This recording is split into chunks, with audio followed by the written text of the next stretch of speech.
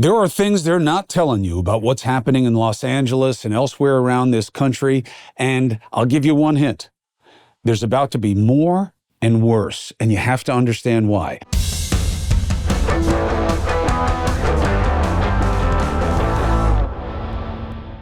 I'm Chris Cuomo. Welcome to the Chris Cuomo Project. Now, if you're somebody who doesn't understand why this is happening all of the sudden, and it's kind of like turned you off, so you've tuned out, good.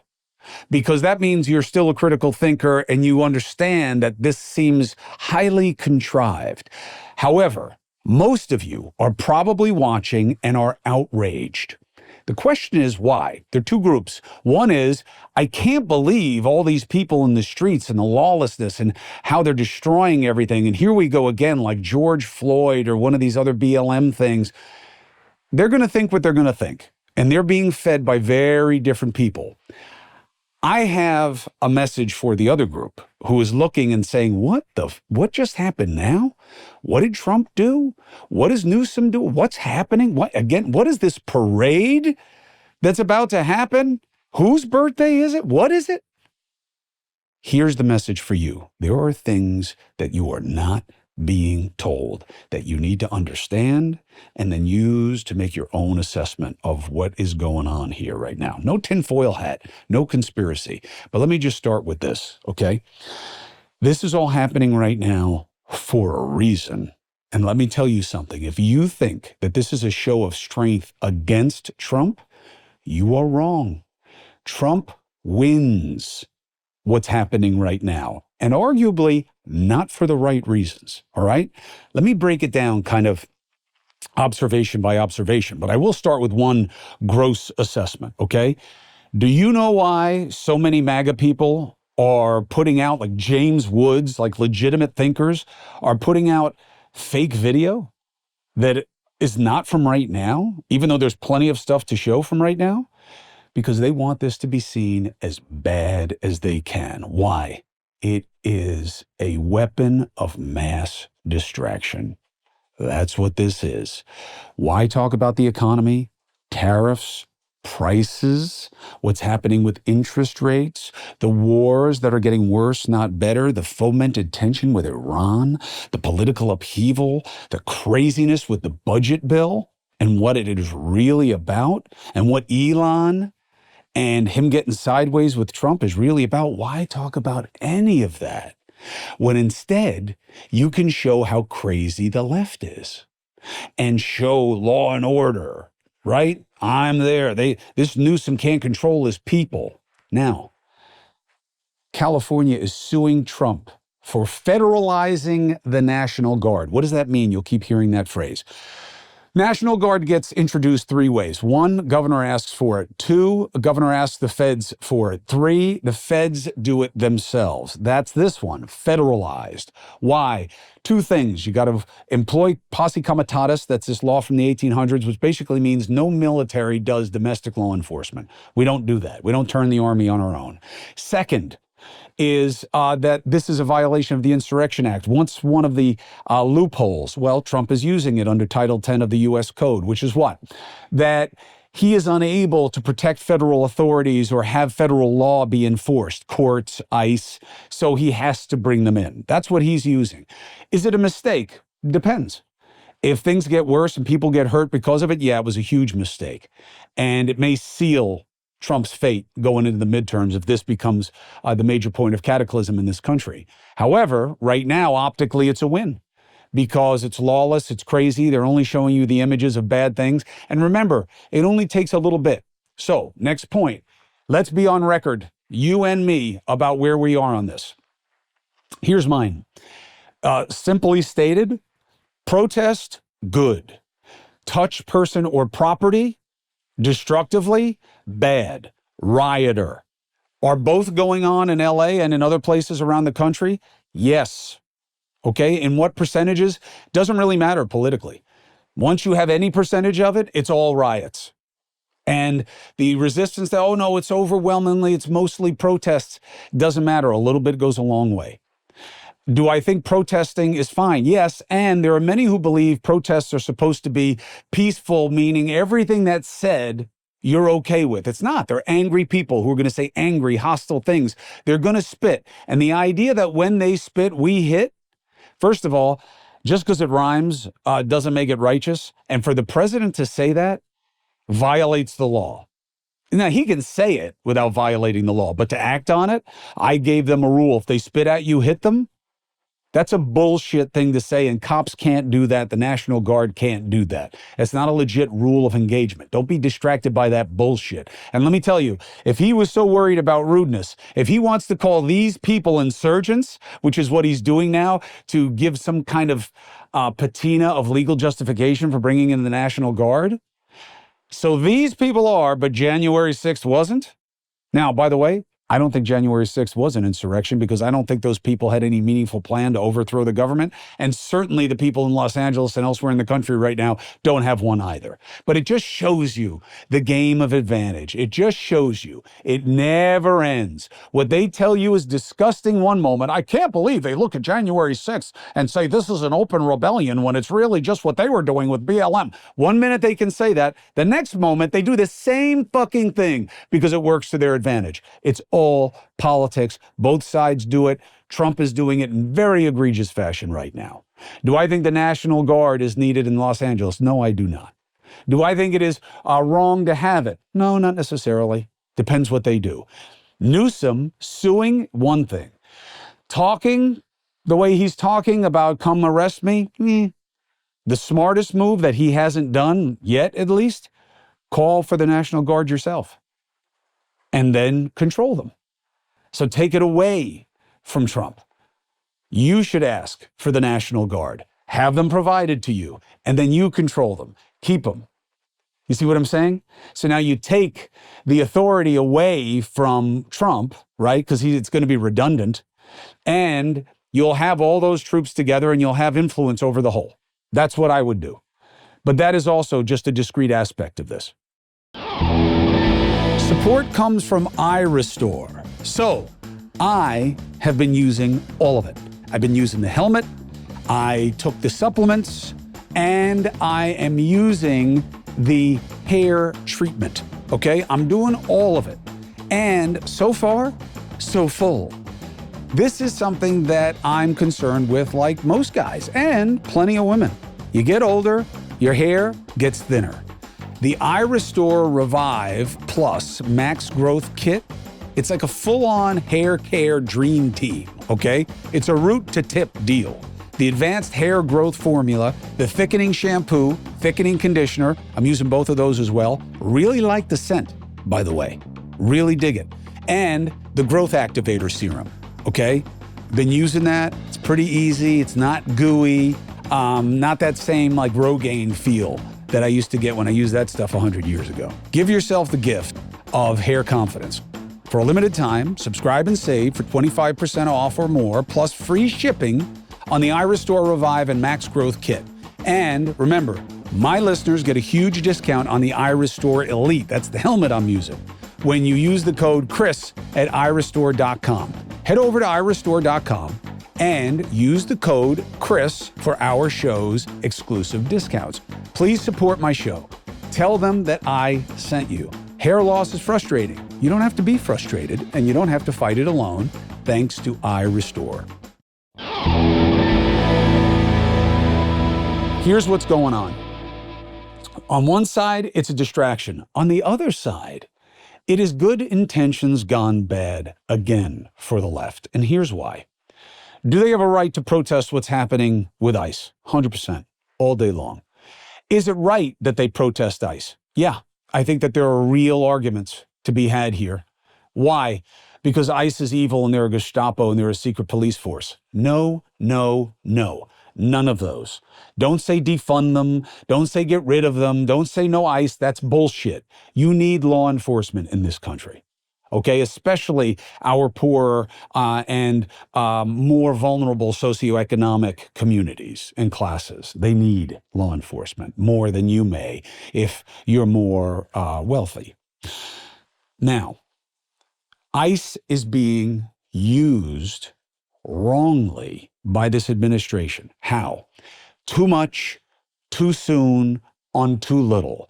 We were told the roundup would be about bad hombres. If it's just about finding everyone who illegally entered, we're going to have more chaos than we're going to have benefit from this. I've been saying this since Trump made the promise, okay?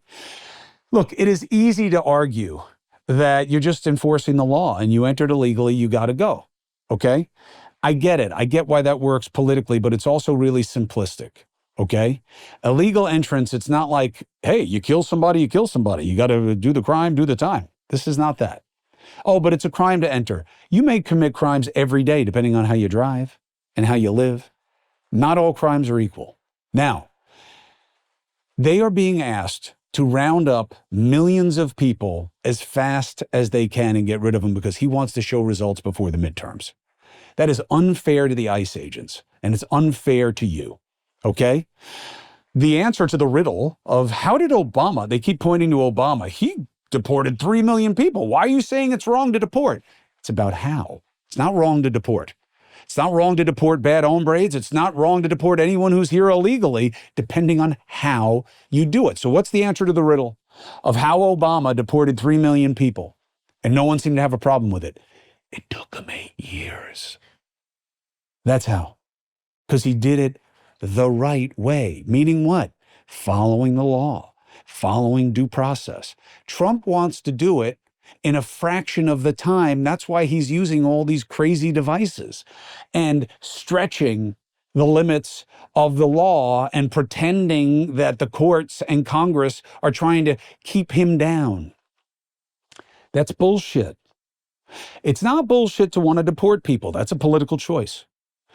But to deport all of these people, many of them are useful to communities. Many of them have been paying taxes, going into schools and looking for kids. This is not what was sold as the bad hombres, okay? And I don't know that it's the right use of resources, but these are political questions. But that's why people have a legitimate gripe about what ICE is doing. They're doing more in places that don't speak to security. And the idea that, yeah, but we got to get rid of these people. They're ruining the economy. Bullshit. Bullshit. Yeah, no, they're taking more than they give. Bullshit. No, I mean, they're killing people. They're criminals. Okay, by your one is too many standard, which you apply to nothing else, by the way. No, but Lake and Riley, oh, please. Please, of course, you should feel bad.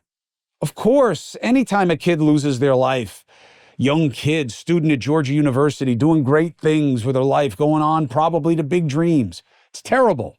And he should have never been here. Even worse. But that is true when you have a DUI. That is true when you have somebody who dies by accident. That's when someone with a stray bullet, the way kids die all over this country all the time unintentionally, but one's not too many for that, right? It's just political expedience. And if you give a shit about who's killing our young women, illegal entrants are not the top of the food chain for you. Yeah, but they're not supposed to be here, so should we get rid of them? Fine. Get rid of all the bad guys. That's not what you're doing. So there is reason for political dispute. There is reason for protest. Not for riots, not for being violent, not for being what you say you oppose, not for doxing ICE agents. But you have to start looking at the selective outrage on both sides. See the game and see how you're being played. And the price is getting higher and higher. Why selective outrage?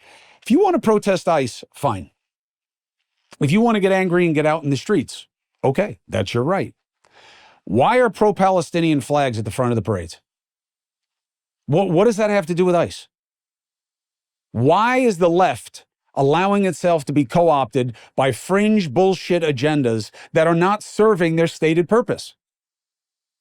Why am I seeing supportive things of Hamas in an ICE protest? Oh, well, we don't control it. You light the fire, you then have to own the burn.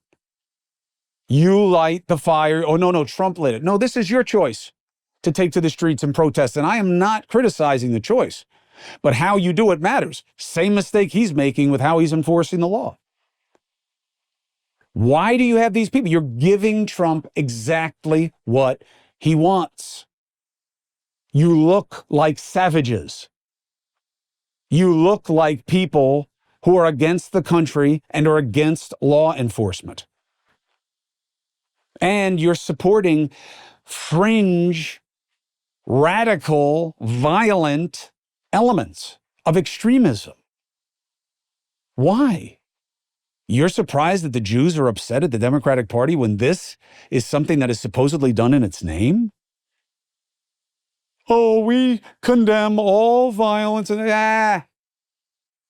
If you build it, they will come. That's what happened here. And look, Trump bringing in the National Guard is a typical, look, it's like the tariffs version of national security. I'm just going to throw something in there that looks strong, that looks tough, and without thinking through what's going to happen in second and third order of effects. What happens if they get into a tangle now and they hurt some people, or they kill some people? Well, good, that's what they get. Really? You really don't think it leads us somewhere worse? Really? This is what we want in the country right now? And you're going to have a military birthday, 250-year parade, which coincides with Trump's birthday? Of course people are going to go and protest. This isn't about the military. He's co-opting the military for his own personal effect. It's a recipe for disaster. Support comes from Cozy Earth. I love my bamboo sheets, and I'll tell you why. They make me feel good from a green perspective because it is so sustainable. Bamboo sheets as a textile means we are not destroying the environment the way so many other textile makers are. Now, in terms of user experience, I just dig that a sheet has technology. Because I will tell you something, when it's hot, they do help me feel cooler, and vice versa, right? In the wintertime, it definitely works. And I don't know if it's the viscose from bamboo or the naturally wicking away, that we see in all of our kind of performance gear now. The sheets have that same capability, but they just help me sleep more comfortably. A little bit cooler in the summertime, a little bit warmer in the wintertime. Luxury should not be out of reach. You should be able to do good and do well with your purchases. And that's what Cozy Earth allows. Go to CozyEarth.com and use the code Chris and you'll get up to 40% off Cozy Earth's best-selling temperature-regulating sheets, the apparel, and more. Trust me, I back Cozy Earth for a reason. CozyEarth.com, code Chris. Sleep cooler, lounge lighter, stay cozy. None of this gets us to a better place, and it's not designed to. It's designed to show that Trump is a despot, and it's designed to show that the left is demonic. It's just about advantage. None of it is about advancement. No one has a better idea. Because we're not in the business of fixing. We're not in the business of better. We're in the business of worse. We are in the business of worse, and it's selective. Why? Where's you want to have a hand in the appropriation of someone else's oppression? Why not Sudan? Sudan, what's happened in Sudan? Oh, no, there's millions of dead and displaced people. There's a cleansing going on in Sudan. Why don't you give a shit about that? But you care about Gaza, right? The numbers aren't even close to the scale. Is it wrong to care about Gaza? Fuck no, it's not wrong to care about Gaza. Is it wrong to paint Israel as a genocidal menace? Yeah, it is. And I'll tell you why, on one basic level. If someone hates a type, they eradicate it everywhere they can, right? You don't allow ants, if you want to dehumanize, right? Because that's what genocide is. You have to dehumanize. You have to see them as a thing that you can get rid of. You have to forget that we're all connected. You have to forget theology. You have to forget humanism. You have to forget ethics. You have to forget morals. You must forget it all and surrender it in favor of a bullshit proposition that advances your kind over every other. Fine. Do you kill ants that you find in your kitchen, but not in your living room? If you want to kill ants and you put all the traps, you only put them in the kitchen and then you allow them to walk around in the living room. Is that what you do? Is that? Because that's what Israel's doing, right? You're calling people ants. I'm giving you a metaphor so you can understand it in a way that is as pathetic and as reductive as what we see going on with this very, very complicated issue. So you have 2 million of the people they're trying to kill in Gaza as citizens with full rights in Israel, being protected as they go to and from places of worship by the IDF within Israel where they're citizens. But it's a genocide. No, it's only a genocide in Gaza. So the same people that they want to eradicate in Gaza, they allow to live in Israel as citizens. Because it's just a land grab. Oh no, I thought it was a genocide. Or it's a land grab and a genocide. You see what I'm saying? It's selective outrage. And then you don't care when you have bigger numbers and a more egregious thing that's going on that wasn't precipitated by the people being victimized, and you ignore it. That's selective outrage. Why? Because it's branding. It's brand extension. That's what the pro-Hamas movement is. They have branded themselves as the oppressed. Why are people protesting in Gaza against Hamas? Because that's how desperate they are, that they want to blame the people who put them under the yoke of oppression in the first place. Oh, but Israel funded Hamas. Who gives a shit what they did back in the day when it was first starting? You want to know who doesn't believe that Hamas as a terror organization was ever supported by Israel? The Green Prince, whose father was one of the founders of Hamas, and he was his main lieutenant until he had this change of head and heart when he was in prison and saw what Hamas was doing to its own. He says they never supported him as a terror organization. They were a political alternative to a terror organization. And then they became one themselves. That's the truth. See what is happening for the manipulation that it is. Trump calling in the National Guard is not necessary. It is wanted for effect of division and perceived strength, and it is dangerous. The left involving in a bunch of crazy, radicalized, oppression-stealing suckers is not how they want to present to the rest of the country. You are giving Trump a win optically. You are creating damage of property and person. You are looking like you're anti-law enforcement. You are looking like you're anti-law and order. And that is not your point. Your point is that that's what ICE is being by being forced to overextend and overreach, both legally and ethically. That's your point, and that's a salient point, and it's one to make. People can disagree, but it's a legitimate debate to have. It's something to protest, 100%.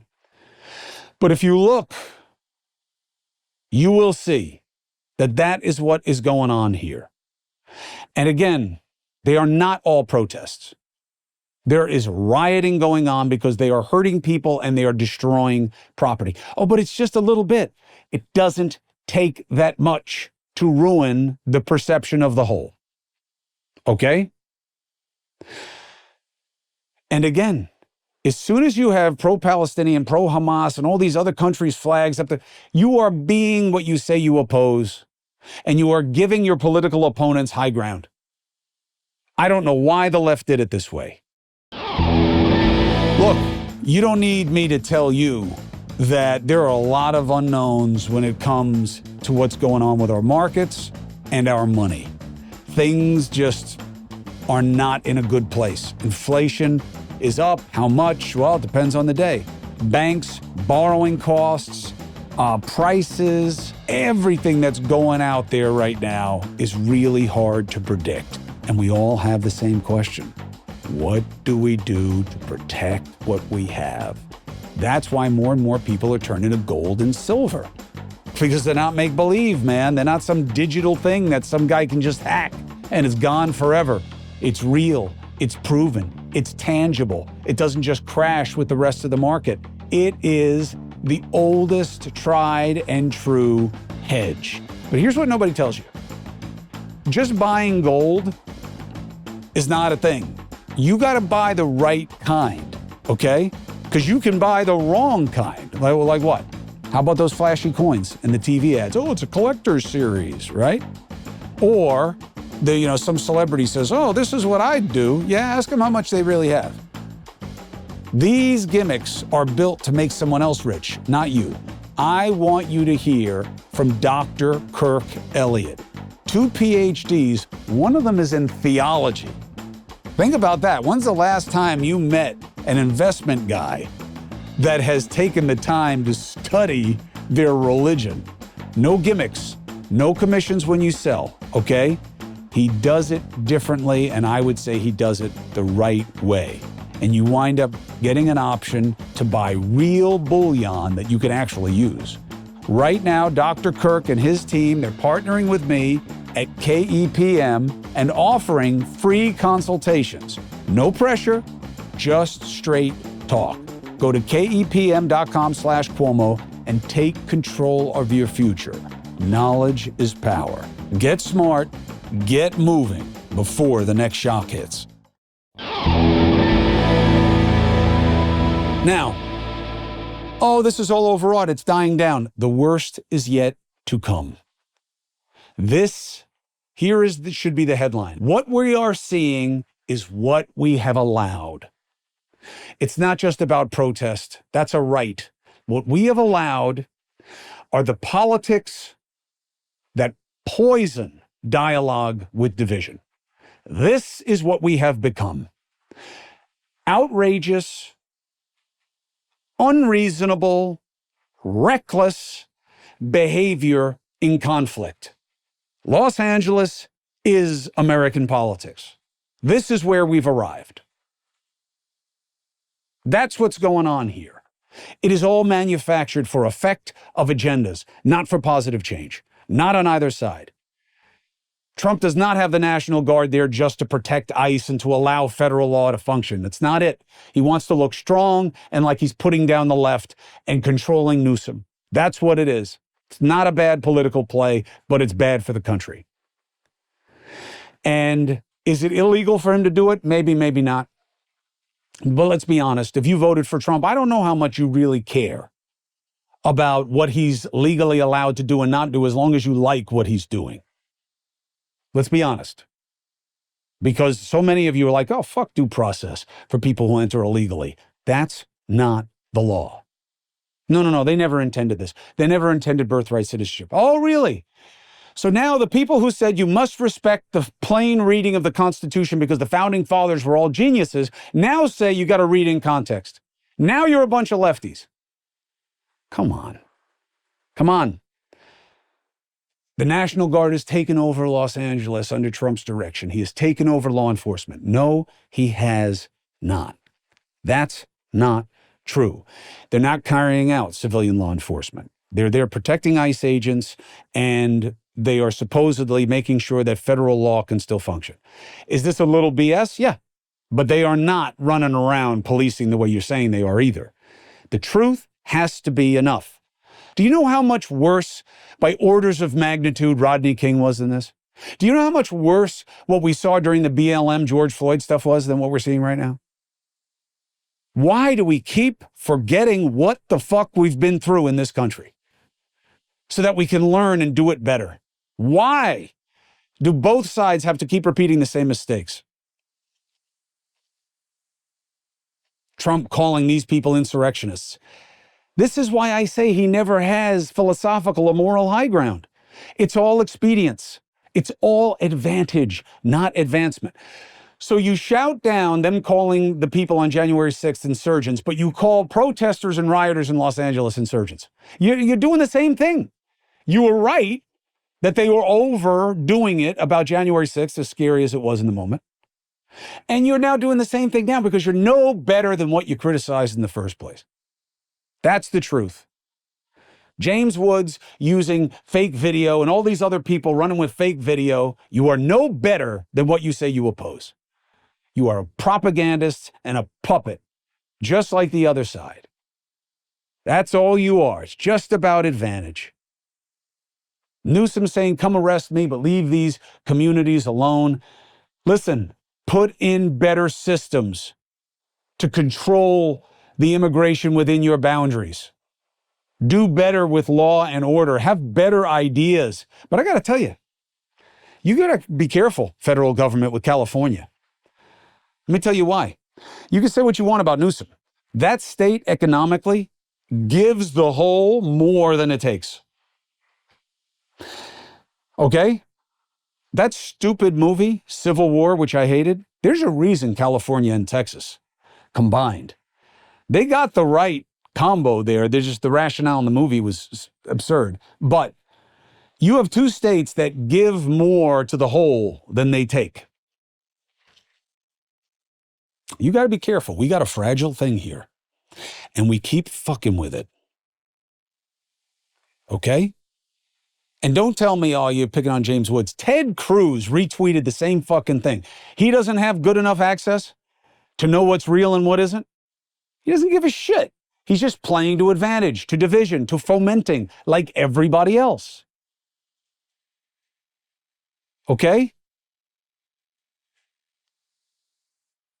Newsom points out that the videos from 2020, James Woods says, yeah, I'm only using it to show you've been good at doing the wrong thing for half a decade. Bullshit. Bullshit, James Woods. Supposed intellectual. No people in common. They tell me how smart he is. And why are you being so stupid? Why are you being so mouth-breathing, lowest common denominator on this? It's all division. It's all manufactured. It's all branding. That's what we're seeing in the country right now. And here's the worst part of it. Not only is it a distraction from what we should be talking about, that Trump doesn't want to, so this works fine for him. Fine for him. Sure, if you flip the R and the D, Trump would be saying, oh my God, they can't control their own cities. Oh, Philly, New York, LA, what's going on? And then he has a parade. I know that's the hypocrisy of it, because all that matters is that you say the other side is worse. It's not about real high ground. It's not about principle. It's just pragmatism of the moment. See it for what it is. Demand better, and don't be a part of what makes us worse. And I'll tell you why it bothers me so much. That we keep making our own problems here. It's the ultimate enriched privilege. That we create problems in this country when the rest of the world is really struggling with real systemic and cultural things. That's a real problem that we don't have yet, but we're going to. Fundamentalism is on the rise, my brothers and sisters. I am sounding the alarm, and when you do shit like this and justify it the way you are, you make it easier for them to spread their ideology.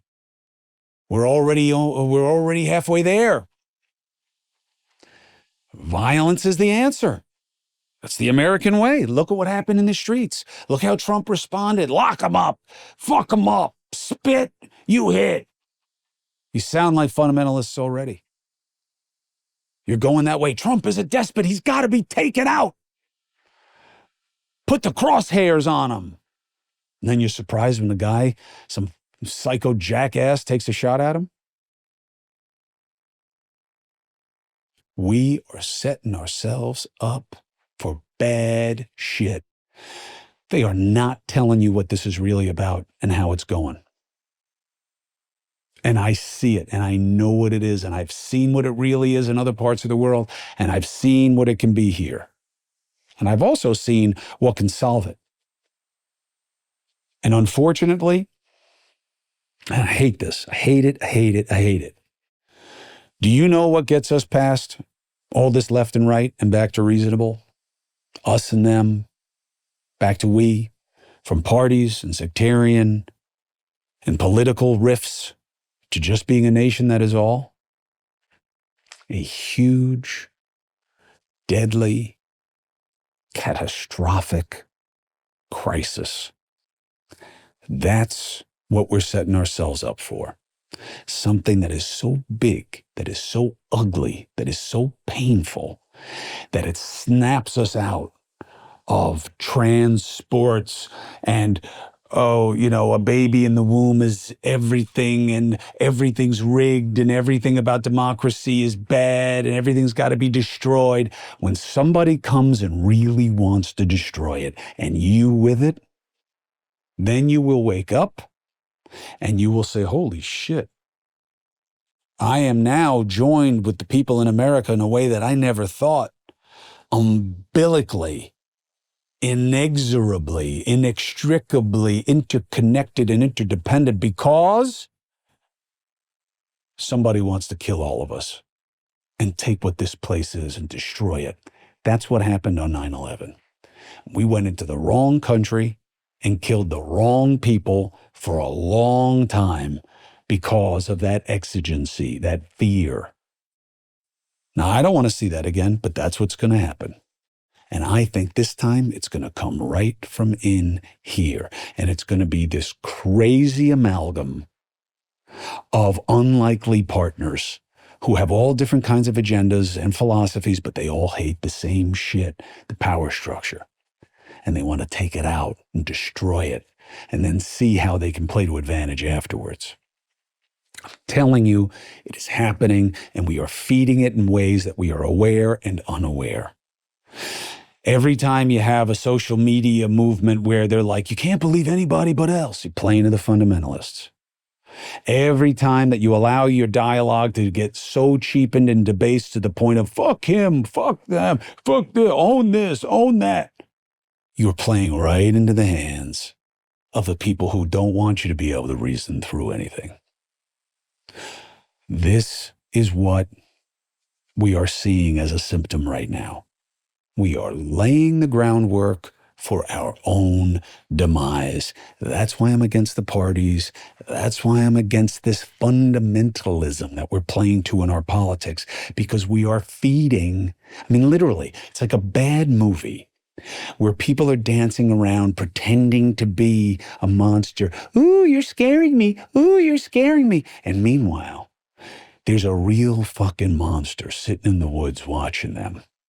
And when they're exhausted from what they're doing and not paying attention, it comes out of the woods and it eats everybody and burns down the camp.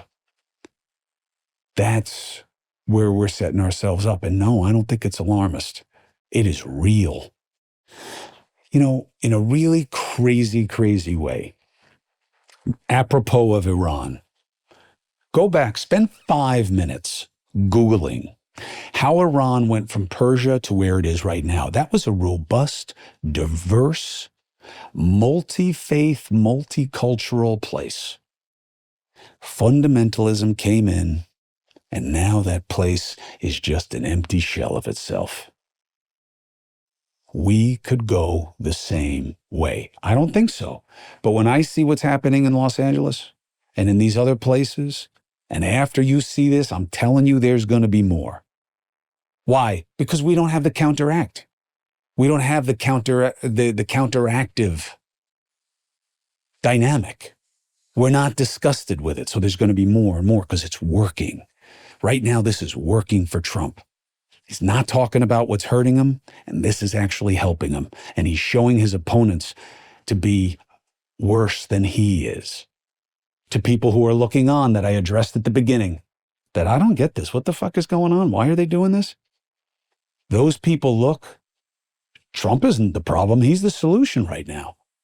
Now, is that true? No, because what precipitated this, what ICE is doing, is a forced situation that's too much, too fast, in ways that are too aggressive, and that's all Trump. And yet the optics are terrible, and they're going to continue, and we are setting ourselves up to be taken out. So take it seriously, not for what you're being told it is, but for what you see it as. See it for what it is, not what it's being sold as. Support comes from Deleteme. Deleteme makes it easy, quick, and safe to get rid of what we all allow too much of. You know what it is? Personal data. We spread it all over the place online all the time, and half the time we're not even aware. And surveillance and data breaches and exposure and exploitation are everywhere, and we're all vulnerable. So what do? You use Deleteme. Why? Because they do the work of wiping your and your family's personal information from all of these crazy data broker websites that you've never even heard of, but they have heard of you. Deleteme knows your privacy is worth protecting. So sign up and provide Deleteme with exactly what information you want deleted, and their experts will take it from there. Deleteme sends you regular personalized privacy reports showing you what info they found, where they found it, and what they remove. And let me tell you, you're going to want to know, and you're going to be surprised at what you find out. Right now, you can get a special discount for being a member of the Chris Cuomo Project. You'll get 20% off your Delete Me plan. Just go to joindeleteme.com/Cuomo. Use the promo code Cuomo at checkout. The only way to get the 20% off is to go to joindeleteme.com/Cuomo and enter the code Cuomo at checkout. It's very simple. Joindeleteme.com/Cuomo. Use the code Cuomo at checkout. Delete Me. That's how you stay safe. So, I have identified what I see as the problem, but I don't want to be the problem. We can't be distracted by what's happening on the ground in some places when we need to discuss what's happening every place. Our economy has created challenges for us because of actions of the federal government. You can like that or not like it, but that's where we are. What do you do about it? Well, when there is insecurity and there is a flight to safety, when there is a need for value, when there is a need to deal, we now have a competing rationale. Do you go to where we have gone traditionally when you need safety within your investments, within what you're keeping for your family, within what's in your retirement, or is there a new safe space called crypto and blockchain? That is the big division of thought for some. I want to bring in an expert, my partner and friend, Dr. Kirk Elliott, to talk about what is really safe in uncertain times. How do we deal with the economic tumult? Instead of being distracted by what's happening on the streets and the flavor of the moment and how, well, Trump's making all this money in crypto and everybody's in crypto. Shouldn't I be in Bitcoin? Isn't that the way to do it? There's a lot of messaging out there on the ground, on the internet, in your head. What is value? What is real? What is safety? Dr. Kirk Elliott has been studying these questions for decades, and I wanted to talk to him about what we can do when there's so much that's outside our control. Here he is. Dr. Kirk, a couple of things are going on that didn't make sense to me, so I had to bring in the big guns so that I can understand what to do for my family, and I know there are a lot of other people out there with the same questions. Well, thank you so much for having me. Let's navigate through it. One thing I've been hearing from my sophisticated friends who are in finance that I want you to explain to us is, you know, they see gold and silver. You say that there is there's not a symmetry, but there is a synchronicity, and that there's a complementary relationship developing with crypto. They made a different point, which is hacking is going to become such a huge part of finance because once it's all digitized, they don't know why hackers haven't been holding more people hostage, but their ability to get in, and that they see whether it's barrels of oil or gold or silver as one of the last protections from that. And I used to say, but every movie is always about people pulling off a bank heist. And they're like, yeah, look how hard it is. He's like, this hacking, we don't even know what happened until they send us a note and say, by the way, we just seized all your accounts, pay us this. And he said, you have no idea how often that happens. And that's why gold is shiny to them, once more or more so. Do you agree with that? Why? And what is the answer for people who say, well, I don't even know how to do this? Like, well, what am I supposed to take gold and put it in my garage? So do you believe that it matters more now in this crypto world because of safety? And if you want to invest this way, what does it require of you? Yeah, I mean, the hacking part, decentralized, they say, oh, it's hack proof. Well, then why did Coinbase just get hacked by like $400 million last week, right? It's like whenever you have anything that's digital, computers are getting really, really smart, and you just have to be careful, right? So if you have something that's tangible, something that's real, you don't really have to worry about it. But we don't even have to just stop with hacking. If something is digital, look what happened to, I can't remember which centralized exchange it was where people had their cryptocurrency stored. when the Russia-Ukraine conflict started, anybody with a Russian IP address got blocked from their money, right? Because it was a political, it's like, we don't like how you believe, right? So people say, well, that's great. We don't like Russia anyways, right? So it's like, but fast forward to, what if they don't like the political party that you give to? What if they don't like your gender identification? What if they don't like the church that you tithe to? What if they don't like anything? It's easy to flip off a switch based on ideological differences. So you've got hacking, you've got digital social profiling, right? And so all of that is a danger in a digital world. I don't care how safe people say that decentralized and blockchain is, right? It's still digital. Computers can figure it out. So tangible assets fills up this realm of, it's still private, very private, and you can either take delivery of it at home or you can store it at a depository. Somebody's got to take delivery of it because it's a thing. So to me, not all depositories are created equal, right? Just because it's there and it's a vault and it's really safe and the guys from Ocean's 13 or 11 can't get into it, right? It doesn't matter. You have to have certain elements. Number one, segregated storage. Number two, singular ownership. Don't ever have anything where it's jointly owned because you own it, so do they. Just like any bank that you have right now, right? When you deposit $1,000 in the bank and you have all the hundreds in there, people assume you open up the big steel bank vault door and hundreds just come flying out. There's nothing in there. Yeah. Right? They're using it to buy real estate companies, invest, loan out to other people. And they're just hoping and praying. Not everybody wants their money out at the same time. Same thing with depositories of gold and silver. If it's jointly owned, they can lease it out. They can send it to other countries. They can do whatever they want. So it needs to be singularly owned, segregated into your name, fully insured, like through Lloyd's of London, who's not an insurance carrier, it's an aggregator, but they might have 30 or 40 carriers insuring everything. And I would look at those kind of things. This is why we vetted the depository that we use. And I mean, we had all kinds of choices. We chose Texas Precious Metals Depository for that because of those reasons.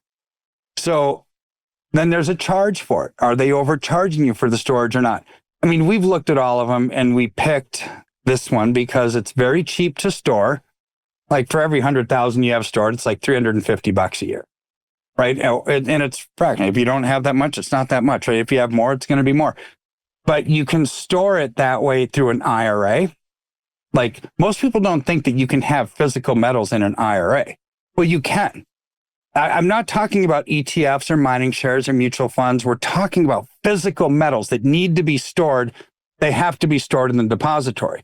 So if you're talking about the wealth that you've accumulated in your retirement accounts, you better have safe storage for it. Well, we've vetted those and picked the one that I think is best because we're a very large company. God's blessed us tremendously, Chris. I mean, I pinch myself every single morning. It's just a guy that wears jeans and a t-shirt and have tattoos but we have a message of hope in a dark world. We have a message of logic. It's not just faith. It's not just this hopium, right? It's like, why do we do what we do? Well, it's because it makes sense. Right? We can't change in a macro effect politicians' minds unless you have a really, really loud aggregate voice. You can't change a lot of the geopolitical nonsense happening all over the world. But what you can do is identify it and act accordingly, take advantage of your own personal assets. And that's what we help people do. So I would say, it's safer, so to speak, to have metals that are physically owned.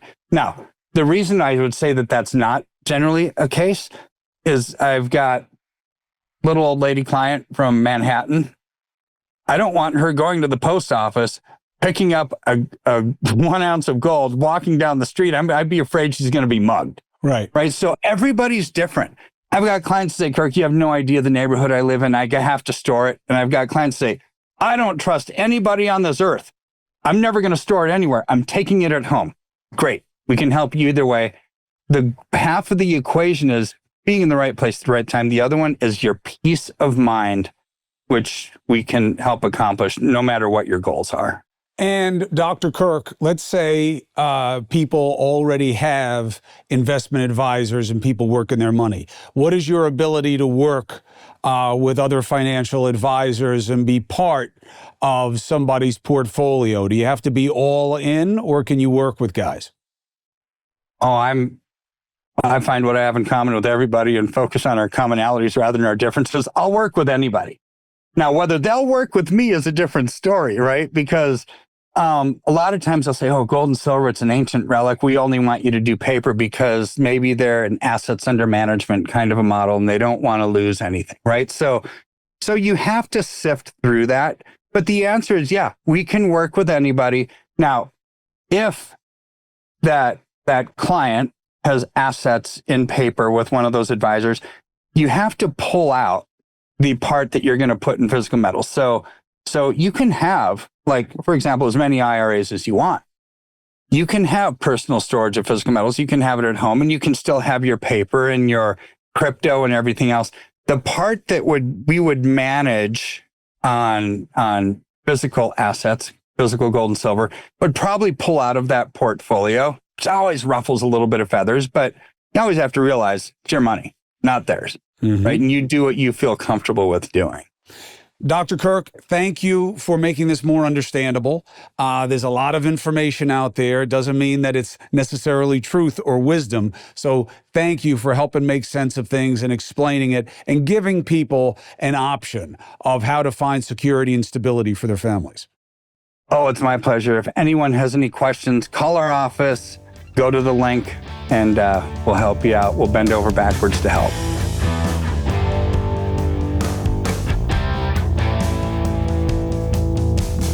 It is a little surprising to hear how susceptible I was, and maybe you are, to being sold that there's a new way to protect yourself that may actually be more risky than anything else. But that's why I partnered up with Dr. Kirk.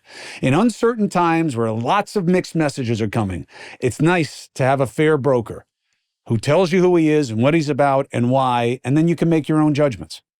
That's what we need these days, because everybody's throwing agendas around and it's hard to know what's real. So, my friends, the challenges, we see them. You can't sit back and be passive. You got to be active in your own existence. So let's get after it. Thank you for joining me on the Chris Cuomo Project, for subscribing and following. I need it, and I appreciate you. I will see you on News Nation. I really need you there. 8p and 11p every weekday night. Thank you for joining me there. Thank you for joining me on the Substack. And if you want your comments and your questions to be addressed by my guests and me in real time, you subscribe, and I'm using the money there. And from those of you who want to wear your independence and buy free agent gear, I'm taking it, and I'm using it to help people get treatment for long COVID who can't afford it, and to crowdsource contributions we can all feel good about. The guy, Pete, Mutabazi, who was on my show, who's fostering all these people as a thank you to America for the life he was given. I gave him 10 grand. That came from the money that I made from the Substack and the free agent gear. So thank you. Thank you for being part of the solution. I'll see you soon.